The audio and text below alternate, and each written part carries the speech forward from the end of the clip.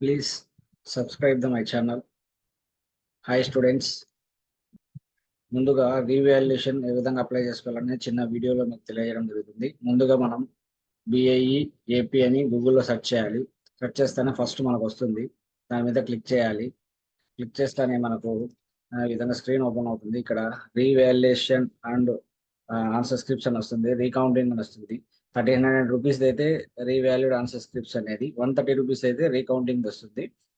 మనం ఇప్పుడు రీవాల్యుయేషన్ కోసం అప్లై చేసుకుంటాం కాబట్టి మనము రీవాల్యూడ్ ఆన్సర్ స్క్రిప్ట్స్ అనే దానిపైన మనం క్లిక్ చేయాలి.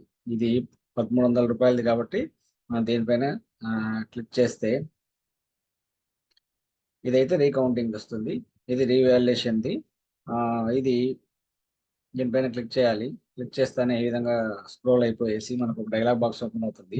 ఇక్కడ మనం హాల్ టికెట్ నెంబర్ ఎంటర్ చేయాలి. Hall ticket number, date of birth, email ID అన్నీ కూడా స్టూడెంట్ మనము ఎంటర్ చేయాలి. ఈ విధంగా డేట్ ఆఫ్ బర్త్ ఎంటర్ చేయాలి. మెయిల్ ఐడి కూడా ఎంటర్ చేసి మనం గెట్ డీటెయిల్స్ అని కొట్టాలి. గెట్ డీటెయిల్స్ అని కొడితేనే మొత్తం ఈ విధంగా పేరు, student name, father name, college name వస్తుంది. మనం ఏదైతే సబ్జెక్ట్స్ అప్లై చేసుకుంటామో ఆ సబ్జెక్ట్స్ ఎదురుగా టిక్ బాక్స్ ఉంటుంది. మనం మ్యాథ్స్ 1A, కెమిస్ట్రీ అప్లై చేస్తాం. అవి రెండు టిక్ పెట్టుకుంటాము. పక్కన అమౌంట్ మనకు 1300 చూపిస్తుంది. మళ్ళీ మొబైల్ నెంబర్ ఎంటర్ చేయాలి. ఈ మొబైల్ నెంబర్ ఎంటర్ చేసిన తర్వాత అడ్రస్ ఎంటర్ చేసుకోవాలి. అడ్రస్ ఎంటర్ చేసిన తర్వాత పిన్ కోడ్ ఎంటర్ చేయాలి. పిన్ కోడ్ ఎంటర్ చేసి సబ్మిట్ అండ్ పే అని కొడతానే మీకు ఒకసారి వెరిఫై చేసుకోండి ఈమెయిల్ ఐడి అన్ని కూడా అని మీకు ఒక డైలాగ్ బాక్స్ ఓపెన్ అవుతుంది. మళ్ళీ షూర్గా సబ్మిట్ చేయమని అడుగుతుంది. మళ్ళీ బ్యాంక్ పేమెంట్ ఆప్షన్లోకి వెళ్తుంది. నెట్ బ్యాంకింగ్, డెబిట్ బ్యాంకింగ్ అన్ని చూపిస్తుంది మనకు. మనం యూపీఐ ద్వారా ఈజీ ప్రాసెస్ కాబట్టి యూపీఐ ఆప్షన్ సెలెక్ట్ చేసుకొని QR కోడ్ సెలెక్ట్ చేసుకొని పే నౌ కొడతానే మనకు QR కోడ్ ఓపెన్ అవుతుంది.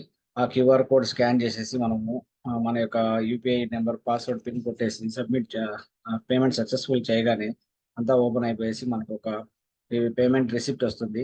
దీన్ని వీలైతే స్క్రీన్ షాట్ పెట్టుకోండి. తర్వాత కింద డౌన్లోడ్ అక్నాలజ్మెంట్ అనే ఒక ఆప్షన్ ఉంటుంది. ఈ డౌన్లోడ్ అక్నాలజ్మెంట్ అనే ఆప్షన్ మీద క్లిక్ చేస్తేనే మనకు రిసిప్ట్ ఓపెన్ అవుతుంది. ఈ రిసిప్ట్ మనము భద్రంగా సేవ్ చేసి భద్రపరచుకోవాలి.